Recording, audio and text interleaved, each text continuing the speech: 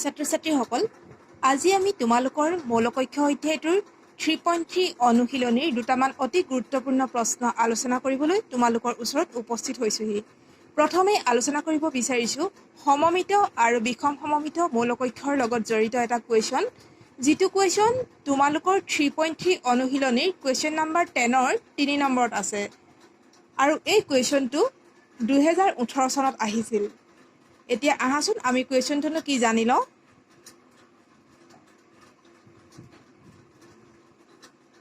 কুৱেশ্যনটো হৈছে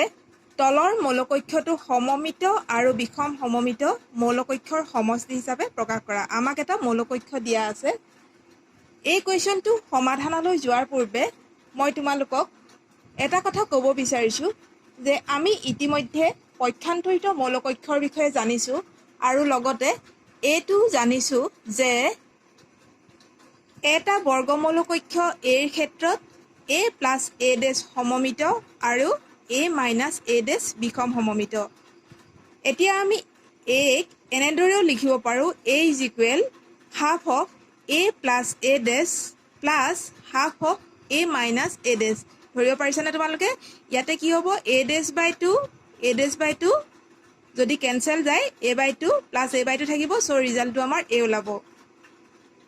ইয়াক আমি suppose half of a plus a ডেছক আমি ধৰি ল'ম p বুলি আৰু half of a minus a ডেছক ধৰি ল'ম q বুলি। আৰু আমি যদি দেখুৱাব পাৰোঁ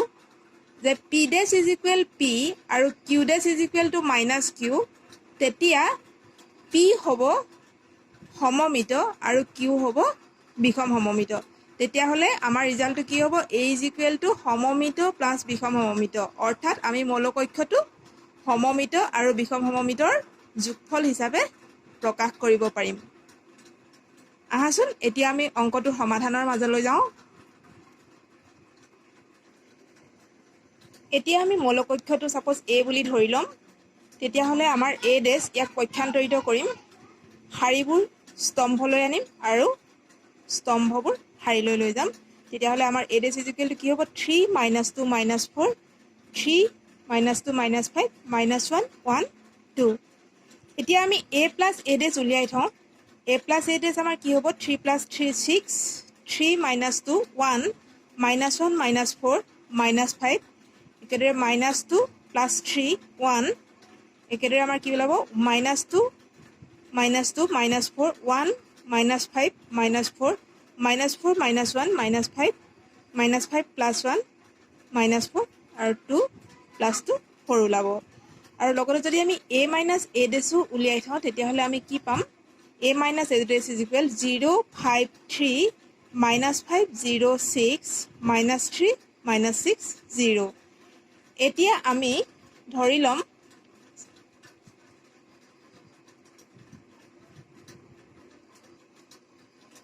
let p is equal to half of a plus a dash. তেতিয়াহ'লে আমাৰ ৰিজাল্টটো কি হ'ব? Half of a plus a dash আমি উলিয়াই থৈছোঁ 6 1 minus 5 1 minus 4 minus 4 minus 5 minus 4 4। এইটোক মই যদি হাফেৰে মাল্টিপ্লাই কৰি দিওঁ 3 1 by 2 minus 5 by 2 1 by 2 minus 2 minus 2 minus 5 by 2 minus 2 2। এতিয়া আমি p ডেছ উলিয়াম। p dash is equal to ইয়াক পক্ষান্তৰিত কৰি দিম। কি হ'ব? শাৰীটো মই স্তম্ভলৈ লৈ আহিম 3 হাফ মাইনাছ 5 বাই 2। ছেকেণ্ড শাৰীটোক মই দ্বিতীয় স্তম্ভলৈ লৈ আহিম 1 বাই 2 মাইনাছ 2 মাইনাছ 2 আৰু থাৰ্ডটোকো মই তৃতীয় স্তম্ভলৈ লৈ আহিম মাইনাছ 5 বাই 2 মাইনাছ 2 2। এতিয়া আমি কি দেখিলোঁ? p ডেছত যিকেইটা এলিমেণ্ট আছে পিত থকা এলিমেণ্টকেইটাৰ সৈতে একে। ধৰিব পাৰিছানে তোমালোকে? তেতিয়াহ'লে আমি কি ক'ব পাৰোঁ? p dash is equal to p। So' আমি তেতিয়াহ'লে কি ক'ব পাৰোঁ? p ইজ ইকুৱেল টু, যিহেতু p dash is equal to p, তেতিয়াহ'লে আমি কি ক'ব পাৰোঁ? p is equal two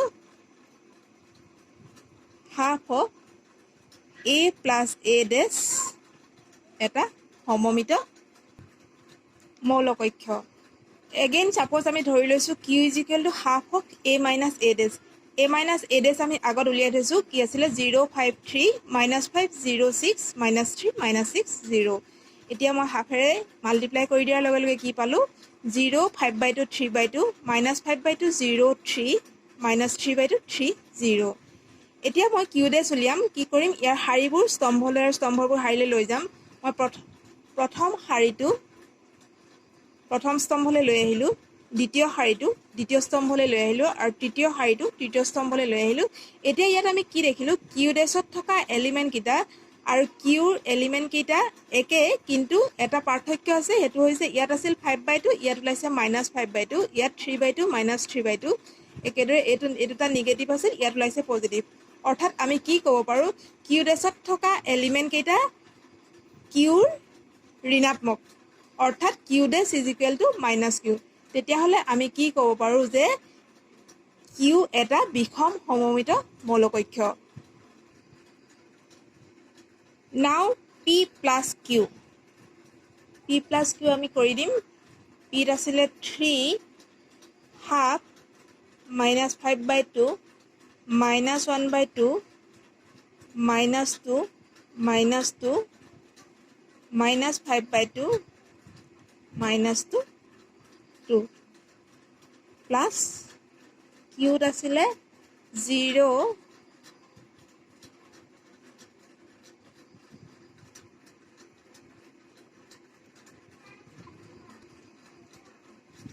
5/2 3/2 minus 5/2 0 3 minus 3/2 minus 3 0 এতিয়া আমি এই পি আৰু কিউৰ এলিমেণ্টকেইটা প্লাছ কৰি দিয়াৰ লগে লগে পালোঁ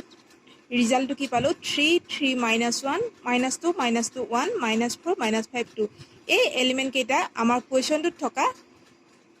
যিটো মৌলকক্ষ আমাক দিয়া হৈছিলে সেই মৌলকক্ষটোৰ সৈতে একে অৰ্থাৎ ইয়াক আমি কি বুলি ক'ব পাৰোঁ এ বুলি ক'ব পাৰোঁ তেতিয়াহ'লে আমি কি পালোঁ এ ইজ ইকুৱেল টু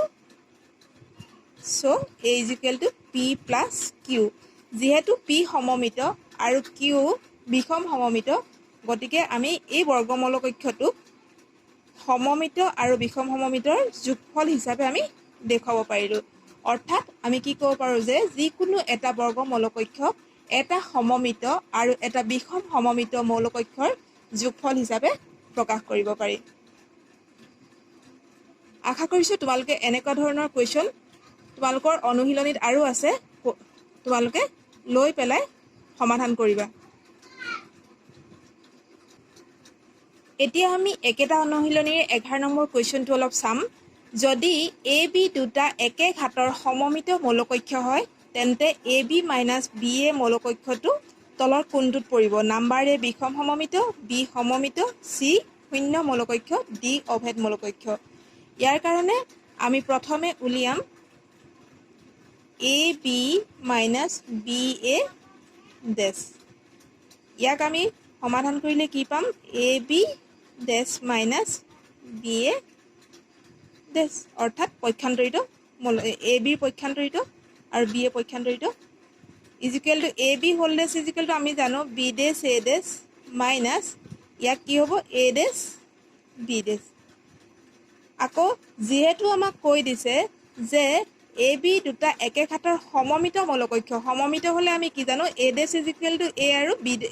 সমমিত হ'লে আমি কি জানো A dash is equal to A আৰু B dash is equal to B so' এইটো আমাৰ কি আহিব B A minus A dash is equal to A B